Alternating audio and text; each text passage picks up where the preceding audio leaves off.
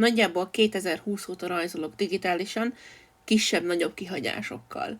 Ez alatt az idő alatt elmondhatom, hogy egész sokat fejlődtem, de most szeretném megnézni mégis mennyit pontosan. Sziasztok, én Beka vagyok, és üdvözöllek titeket ebben a videóban, ahol megpróbálkozom elhitetni magammal, hogy tényleg fejlődök, mint művész, és nem csak beképzelem. Még nagyon az elején készítettem egy bizonyos rajzot az akkori legkedvesebb saját karakteremről, amire hónapokkal és évekkel később is elég büszke voltam, nagyon imádtam, és imádom a mai napig is, ahogy a szakadt ruhát rajzoltam, azt a félőrült tekintetet és mosolyt, amit tökéletesen illett az edgy 17 éves énemhez. Viszont akármennyire is kedves számomra ez a rajz, rengeteg hibája van, a színektől, a pózon keresztül, a stílusig, órákig sorolhatnám, mik vele a problémáim. Szóval, mivel amúgy is néha csinálok ilyesmit, hogy újra rajzolom egy régebbi rajzomat, úgy döntöttem, ezzel is megteszem ezt. A rajzfolyamatról készült speedpaint is, szóval miközben dumálok, megnézhetitek, hogyan is készítettem el ezt az újabb verziót.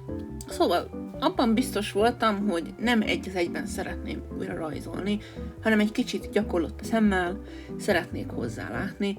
Na már most ez ebben a gyönyörű vázlatban mutatkozott meg először, de nyugalom, később valamivel jobb lesz. A pózon mindenképpen változtatnom kellett, az eredetin elég merevnek tűnik, mintha egy szobor lenne egy mozgó karakter helyett, úgyhogy próbálva dinamikusabbá tenni az egyik kezének a tartását teljesen megváltoztattam, jobban elnagyoltam a mozdulatot, hogy ne úgy nézzen ki, mintha csak úgy oda lenne ragasztva a karja a testéhez, illetve a fején döntöttem egy kicsit, csak hogy érdekesebb legyen az egész póz. Miután elkészültem egy elfogadható vázlattal, jöhetett a körvonal. A testet és a ruhát külön rajzoltam meg, hogy biztosan jó legyen az anatómia és a ruha esése is a testen. Bár egyikben sem vagyok biztos, hogy tényleg jó lett, néha kimegy a fejemből, hogy amúgy kellene referenciát használni mindenhez, amit az ember rajzol. Az biztos, hogy az anatómiai ismereteim fejlődtek az elmúlt években. Még mindig nem az igazi, mivel ugye nem használok referenciát egy csomó esetben, de közelebb van egy emberhez, mint az. Ez. A színek telítettségén mindenképpen változtatnom kellett. Úgy éreztem, az eredeti túl harsány ehhez a háttérhez, és alapból ugye a rajz hangulatához, illetve a mostani stílusomhoz sem feltétlenül illik, úgyhogy mindenképpen visszafogtam így a színekből egy kicsit. A hajat kivéve azt mindenképpen szerettem volna ennyire harsányra hagyni, mert ez szerintem hozzátesz egyébként a karakterhez, és amúgy sem véletlen, hogy ezt a hajszínt választottam neki régebben. Ezután kapott árnyékot és fényeket, amit nem igazán vittem túlzásba, nem azért, mert nem akartam volna erősebb fényeket, vagy árnyékot, ami egyébként sokkal epikebbé tehette volna ezt a rajzot, hanem mert kicsit féltem, hogy el fogom rontani ezzel. Ugyanis nem az erősségem a színezés, nem az erősségem az, hogy így tudjam, milyen színeket használjak. Úgyhogy nagyon féltem, hogy ez fog elrontani a rajzot, úgyhogy így bent maradtam a kis komfortzónámban. Úgyhogy miután befejeztem egy ilyen egyszerűbb színezéssel, jött is a kedvenc részem, a füst. Ami tudom, nem volt rajta a régi rajzon, viszont ez a képesség annyira a karakter része, hogy nem hagyhattam ki erről az újrarajzolásról.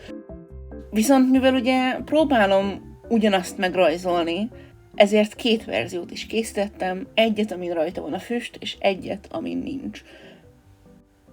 Azután egy kicsit drámaibbá tegyem, adtam hozzá egy ilyen multiply layert, ami kicsit sötétebbé teszi az egész karaktert, illetve egy nagyon minimálisat dolgoztam a hátteren, ami tudom, nem a legrészletesebb, de őszintén nem szerettem volna elrontani az egész rajzot egy rossz háttérrel.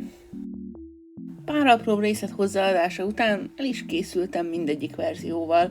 A stílus talán nem teljesen ugyanaz, de a hangulatot úgy érzem, sokkal jobban sikerült megragadnom. Akkoriban még csak tanulgattam rajzprogramot, úgyhogy hogyan is kell igazán digitálisan rajzolni, meg úgy általánosságban rajzolni, úgyhogy ezért néz ki úgy, ahogy. Ennek a videónak tényleg csak annyi volt a lényege, hogy megnézzem, mennyit fejlődtem ennyi idő után. Viszont szerintem ez egy jó példa arra is, hogy láthasd, mire képes az ember, igazából bárki, ha nem adja fel. Tudom, ez nagyon klisés, de kérlek, hallgass meg. Szóval akármennyire is vagy elégedetlen a rajzoddal ebben a pillanatban, ne hagyd abba csak azért, mert most nem tetszik. Elég gyakorlással, tanulással, illetve egyébként rengeteg tutoriál videó nézésével elég sokat lehet tanulni.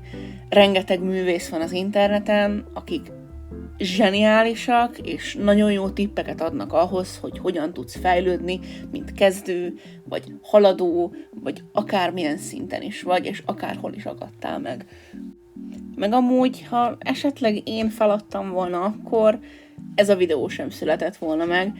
Nem lennék ezen a szinten, és nem lennék büszke arra, hogy technikailag magamtól jutottam el oda, ahova a rajzolásban. Tudom, ez most elég nagy képűen hangzott, ezért bocsánat, nem úgy terveztem, hogy hangozzon. Természetesen nekem is nagyon-nagyon sok mindent kell még tanulnom.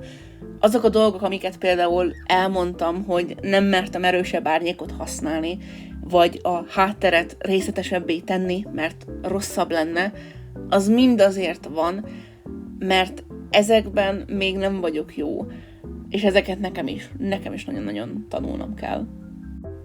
Most, hogy ilyen nagyon komoly fordulatot vett ez a videó, szerintem itt az ideje, hogy le is zárjam. Remélem élveztétek ezt a videót.